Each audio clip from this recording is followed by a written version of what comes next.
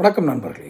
ஈரோடு இடைத்தேர்தலில் சீமானுக்கு எதிராக பிரச்சாரம் செய்யும் திமுகவினுடைய தலைவரும் சரி, மற்ற அமைச்சர்களும் சரி, அவர் பெரியாரை எதிர்த்துவிட்டு பெரியார் மண்ணில் எப்படி நிற்கிறார் என்றுதான் கேள்வி கேட்கிறார்கள். கேள்விகளை எழுப்புகிறார்கள். எங்களுக்கு ஓட்டு போடாட்டும் பரவாயில்ல, அவருக்கு போட்டாதீங்க அப்படின்னு தான் அவங்களுடைய பிரச்சார துணி இருக்கிறது என்று நாம் அறிகிறோம். பொதுவெளியில் கிடைத்த செய்திகளை படித்து நாம் அறிகிறோம். நான் பொதுவெளியில் பார்த்த ஒரு ஃபோட்டோ, சந்திரகுமார் அவருடன் பிரச்சாரத்திற்கு வந்திருப்போம். அனைவரும் திருநீர் பூசி குங்குமம் பூசி மிக அழகாக ஃபோட்டோவுக்கு போஸ் கொடுத்து கும்பிட்டு ஆரத்தி எடுக்க சொல்லி தேர்தல் பிரச்சாரம் செய்கிறார்கள். அது அவர்களுடைய உரிமை, நான் மறுக்கவில்லை.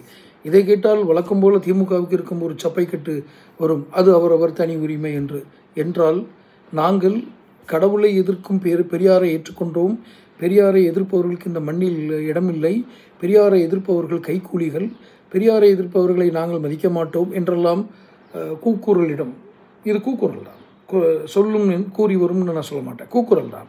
ஏனென்றால் இல்லை, ஒரு மாயை தோற்றுபவர்கள் கூக்குரல் இடுபவர்கள் தான். ஸ்டாலின், கனிமொழி இவர்களெல்லாம் பொதுமொழியில் பேசிக்கொண்டு இருக்கிறார்கள். ஆனால் பெரியாருடைய கொள்கையை எந்த இடத்திலும் நான் கடைபிடிக்க மாட்டேன், எங்களுக்கு அது அவசியம் இல்லை, இது நாங்கள் திருநீர் பூசிக்கொண்டே போய் ஓட்டு கேட்போம் என்ற தைரியம் அவர்களுக்கு எப்படி வந்தது? எது செய்தாலும் இந்த மக்கள் வாக்களிப்பார்கள் என்ற தைரியம் ஈரோடு வாக்காளர்கள் சிந்திக்கட்டும்.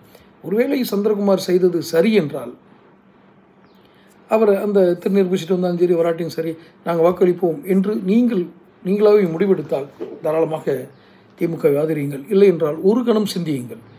இவர்கள் கொள்கைகளை இவர்களை பின்பற்ற மாட்டார்கள், இவர்களை எப்படி நாம் நம்பி வாக்களிப்பது என்று ஒரு கணம் சிந்தியுங்கள். அநேகமாக இன்றோடு தேர்தல் பிரச்சாரம் முடியும் என்று நினைக்கிறேன். இதை மேக்சிமம் இந்த வீடியோவை ஷேர் பண்ணுங்கள், வாக்காளர் சிந்திப்பதற்கு. ஏன்னா இன்றோட வாக்காளர் பிரச்சாரம் முடியுது. தொடர்ந்து சேனல் பாருங்கள், சப்ஸ்கிரைப் பண்ணுங்கள், நோட்டிஃபிகேஷன் பெல் பதிவு பண்ணுங்கள், பிடிச்சிருந்தால் லைக் பண்ணி ஷேர் பண்ணுங்கள். நன்றி.